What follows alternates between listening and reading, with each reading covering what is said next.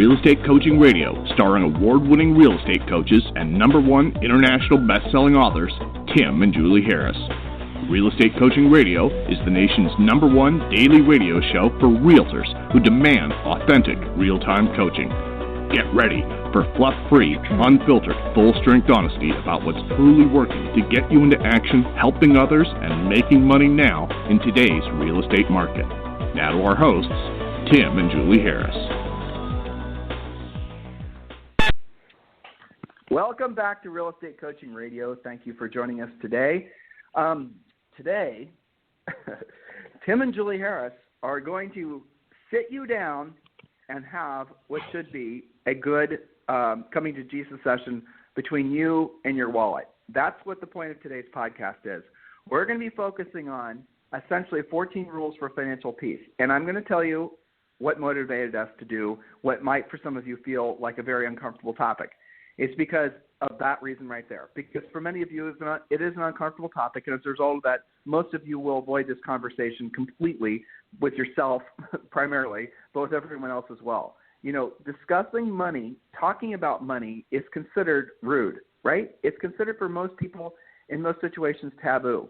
If you don't believe me, here's a fun conversation. When was the last time you actually had a conversation with your spouse about money, about debt, about, those types of things? The only time people really focus on money is when they haven't got it, or when they realize they've accumulated too much debt, or when taxes are due and they don't have the money to pay the taxes. And so what happens at the end of the day is your mind is going to focus its most intense energies on where you choose to focus it. So, for example, and I'm going to preface this by, kind of reeling this back in, letting you know that we're going to be practical and tactical with this topic so you guys don't have to feel intimidated by it.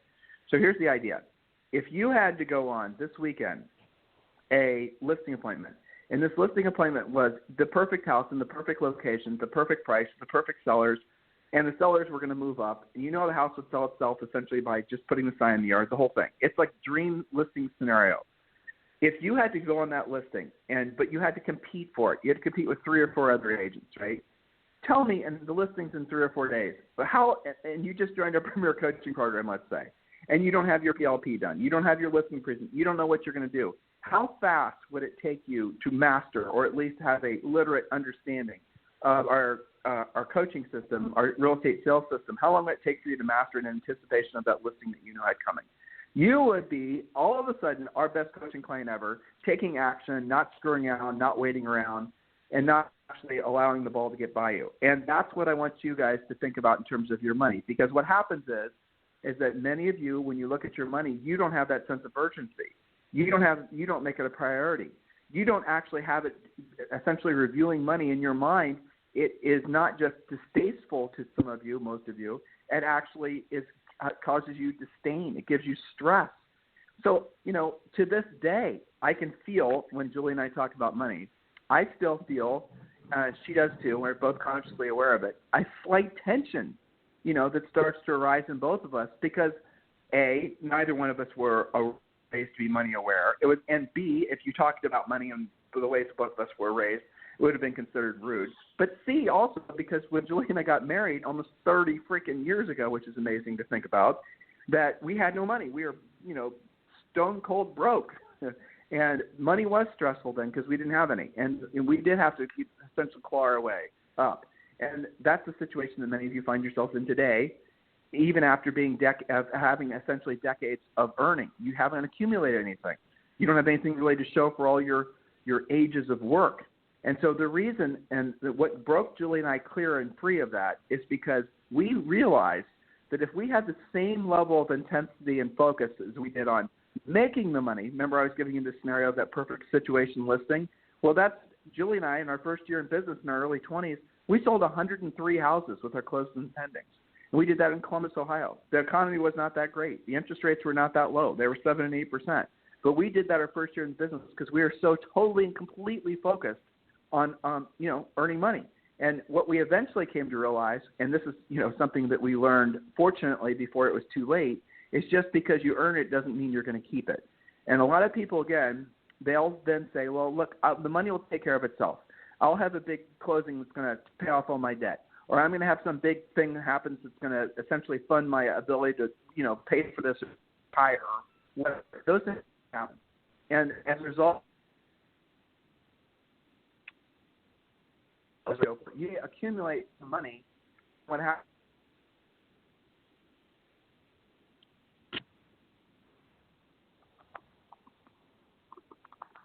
Abnormal if you choose for it to be, but you have to start with having a real hard conversation with yourself, realizing that money for you and money for most people, the conversation, this very topic, how is it making you feel? Do you feel the hair kind of building up on the back of your arms? Do you kind of feel a little bit anxious? Are you thinking about, oh my gosh, I hope Tim and Julie aren't going to ask me to do something that even makes me more uncomfortable?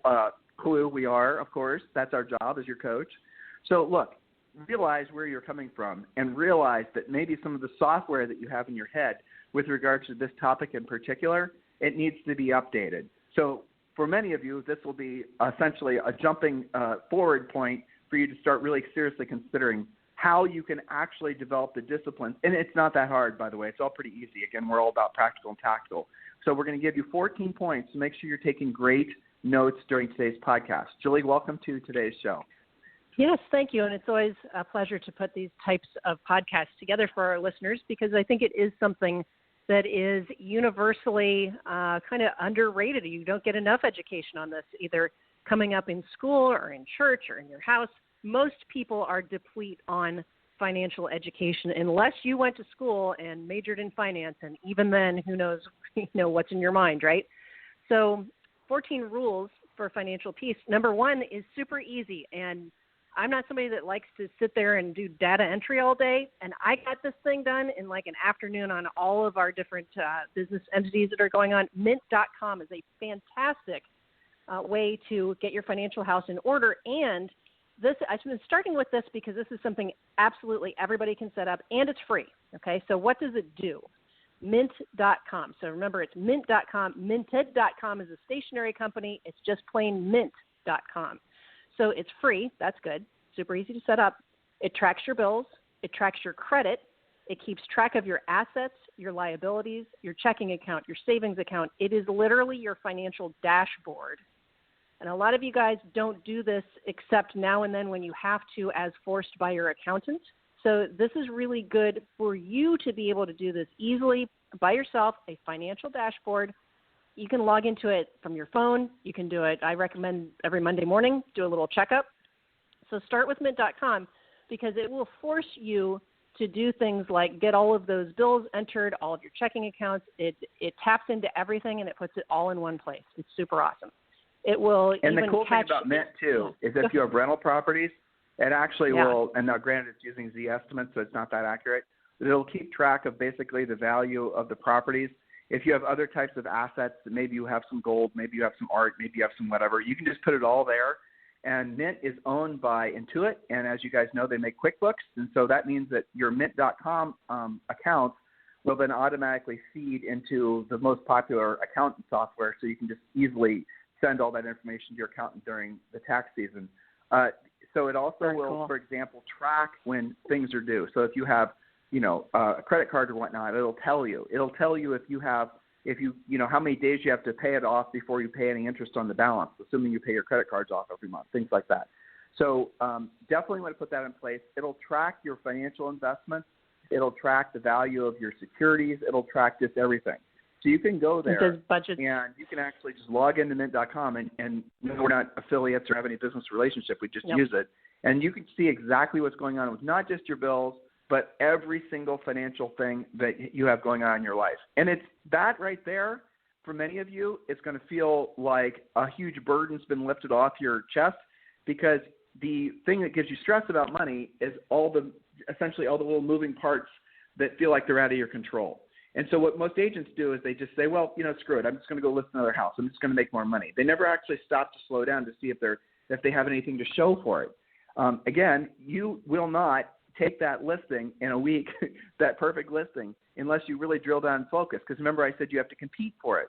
Well, in this scenario, you're actually having to compete with yourself to build wealth. And the first best place is with a program like Mint.com. Julie, what's point number 2? Yes, you got it. So, and I just, I like it because it will then budget for you and it'll say I'm tracking your spending. You have spent 20% more on gas this month. What's up with that? So it keeps you on track. I really like it. Okay, point number 2.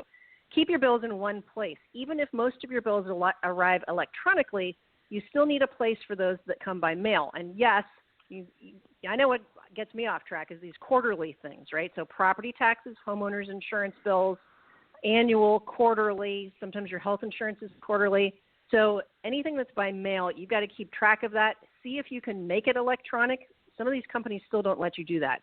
So an occasional expense like a medical test or something is the old-fashioned way. File the important bills. Yes, old-fashioned paper file. So you'll be ready for your accountant at tax time and you don't forget about this stuff. This includes normal bills, but also charitable donations, things of that nature. So have one system and one system only to keep it in place. Really, it's 2 systems because you'll have electronic and then you'll have paper for the stray bills. Point number 3, that one was pretty easy. Point number 3, actually pay the bills the day you get them. This assumes that you know your budget. Here's the rub. It assumes that you know your budget and you're living within or below your means because you can't pay them on the day that they're due if you're freaking out whether you know how many days you've got or what the budget is. Once you have the calculations of your actual your actual budget versus whether you're above or below that, then you can decide whether to set up your automatic billing to the minimum payment or to pay it completely off. You always want to at least do the minimum to protect your credit. If it freaks you out to pay it off or that's too hard for you to predict right now, you're getting your spokes in gear, you're getting your income more predictable, at least do the minimum so that you never get behind. Post your budget somewhere that you see it so that you can modify it as necessary. Maybe you paid off a Visa this month and you can cross that off of your monthly budget. So this is why you want the real estate treasure map. It forces you to know how much do you have to earn, what are your outside forces, maybe your spouse's income or some rental income or something like that. What do you have to earn? And then it forces you into goals. What's going to be the amount of money you need every month to actually move the needle, to pay stuff off, to save, to invest. So that's why you want the realestatetreasuremap.com. All right. I'm sorry. Right. So as far as that goes, it's the quickest and easiest way to get your free copy of the Real Estate Treasure Map is just text the word Harris to 31996. Just text the word Harris, Harris, to 31996. And what the Treasure Map is, it's a book that we update every year, and it's a fill-in-the-blank business and life plan. So it walks you through every single aspect of essentially getting your personal and your business financial house in order. It also is a really drilled down, detailed goal-setting thing. And this is good for any time of the year, not just the beginning of the year or the end of the year when a lot of you guys have traditionally set goals. You can do it any time. And, again, this is a real business plan. This is a business and life plan. It's going to not just basically help you to identify what your goals are, but it's going to force you to actually go about setting an action plan in place to accomplish your goals. And this is free, and we also give you 6 other books and like 12-month lead generation plan. I don't even remember the name of all the other books. Real Estate Treasure Map is the first one I want you to download.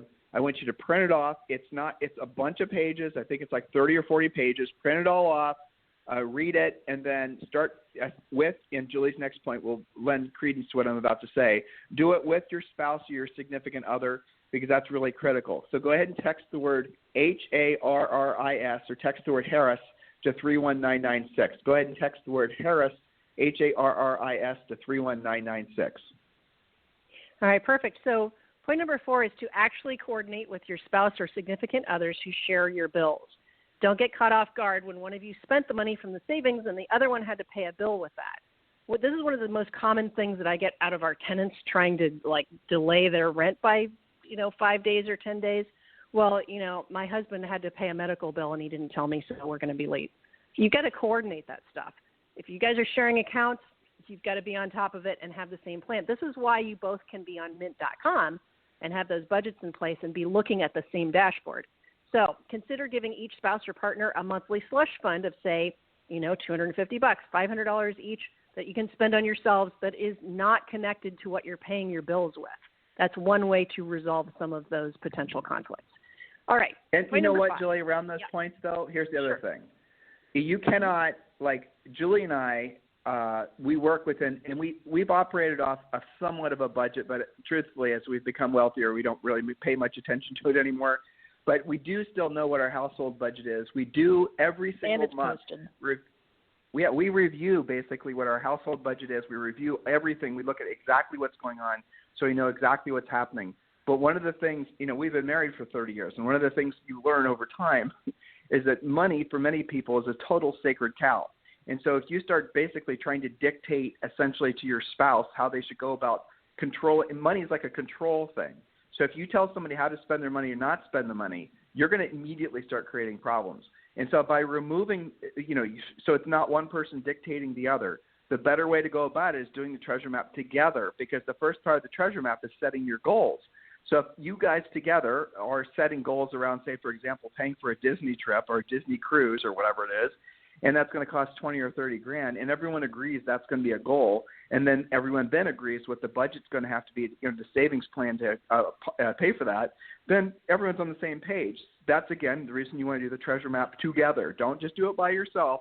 Do it together. And to get the free copy of the Real Estate Treasure Map, just text the word Harris to 31996. Julie?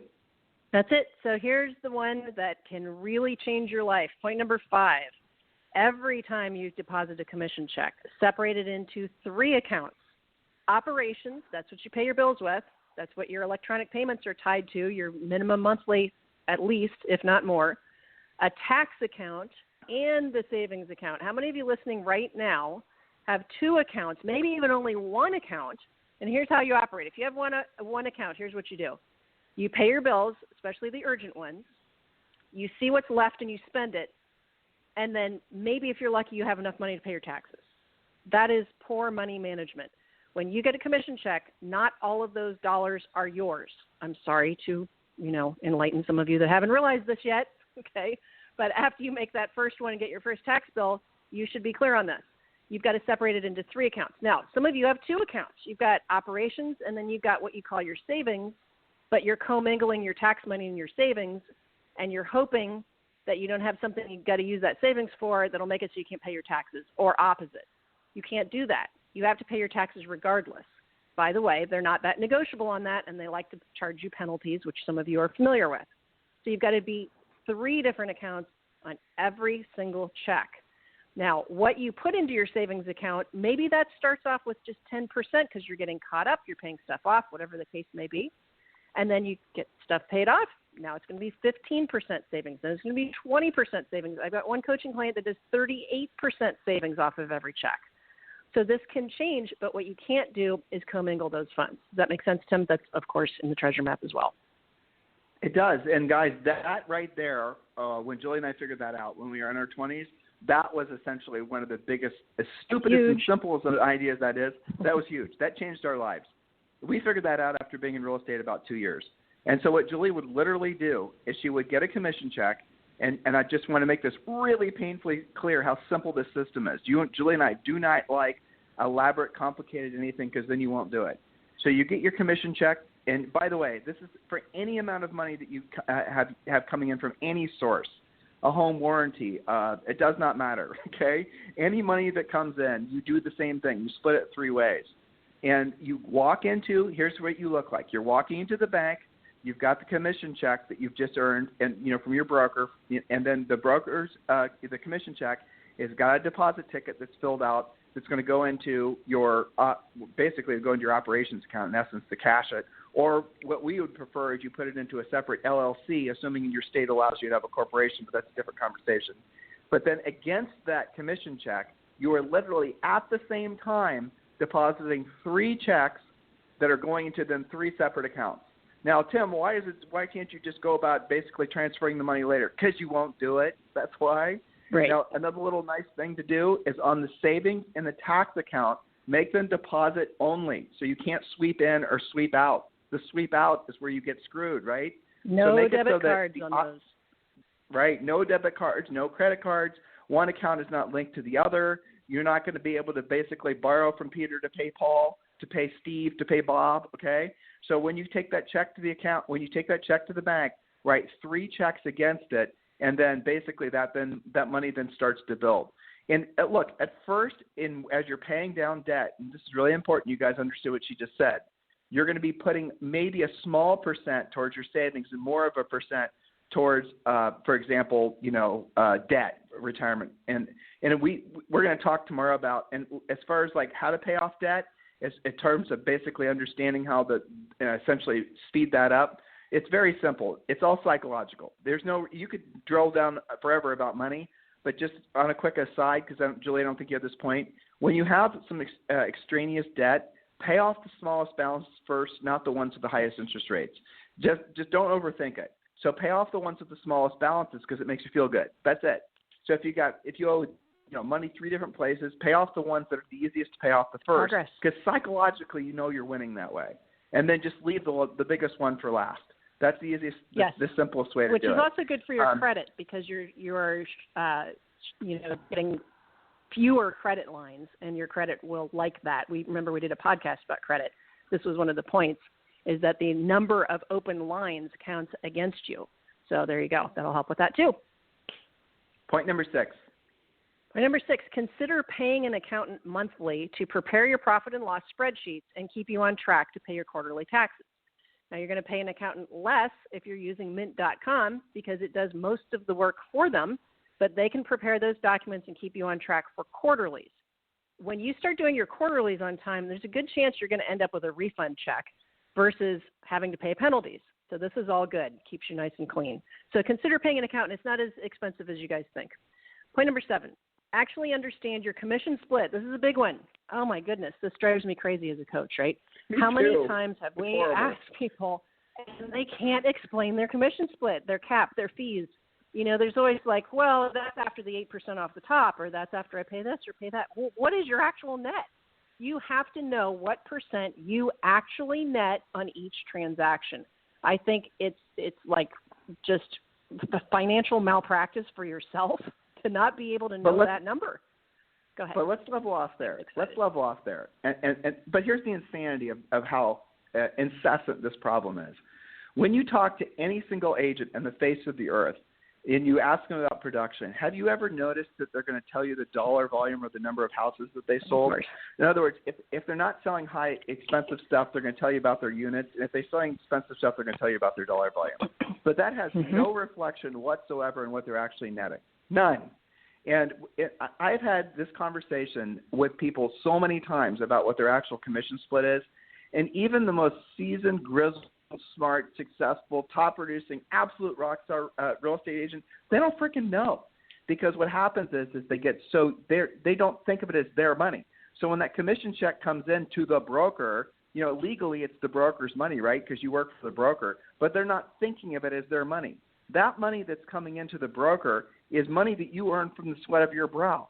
And you've got to think of it that way. And if you don't, that's how you get stuck with paying a royalty fee, how you end up with these, no cap commission splits, how you get stuck paying all these fees and all this Mickey Mouse garbage. And then when you sit, so if I ask you what's your commission split, some of you are going to say 70-30 or 90-10 and then you're like, oh, and you think in your head, well, that's what it is. You're wrong. That's not what it is. We drill down more and we look at your last commission check and we do the math. It's really simple. How much was you just sold a house for, $500,000, let's say, and the commission was 3%. That's $15,000. How much was your check, right? You don't actually figure out how much is being taken from you until somebody like Julie or I has this conversation with you, and then you're realizing that, holy crap, you're spending. I have had this year so far, the most I've had when doing this very exercise with somebody.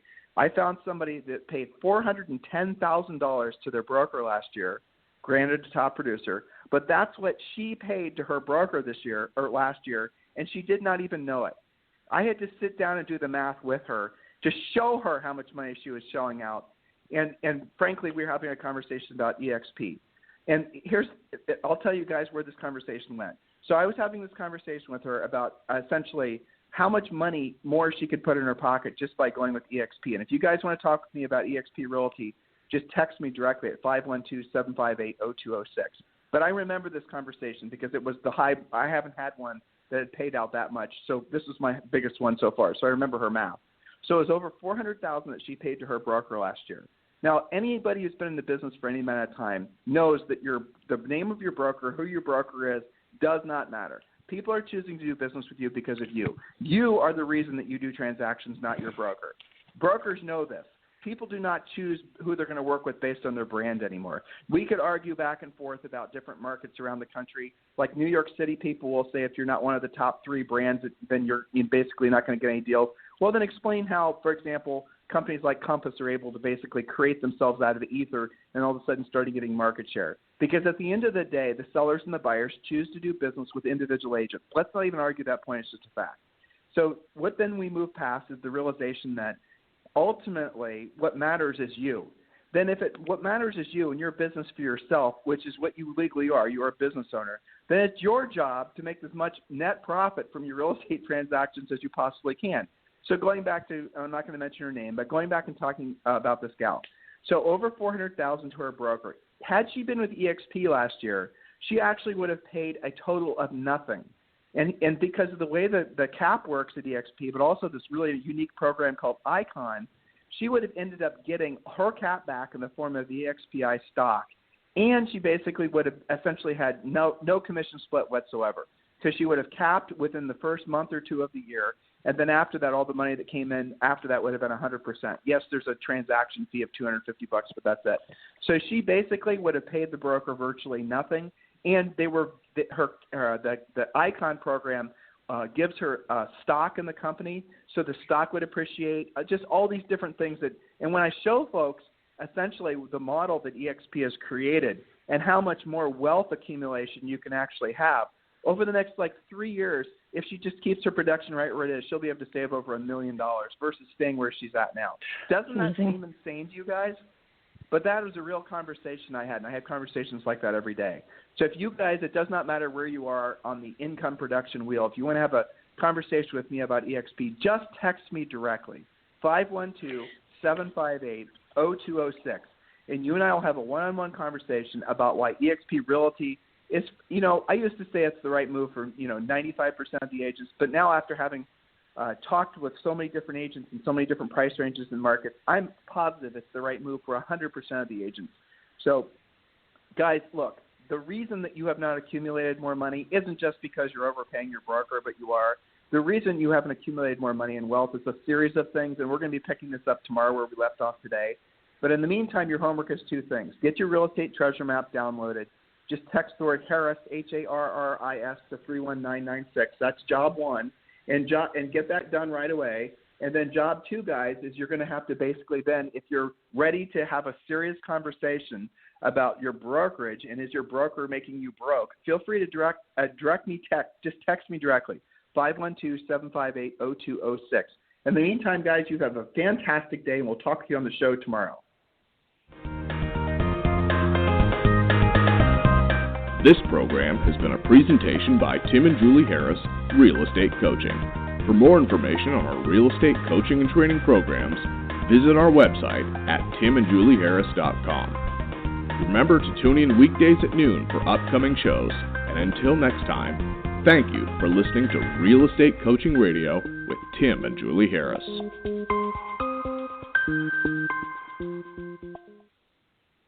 This podcast is a part of the C-Suite Radio Network.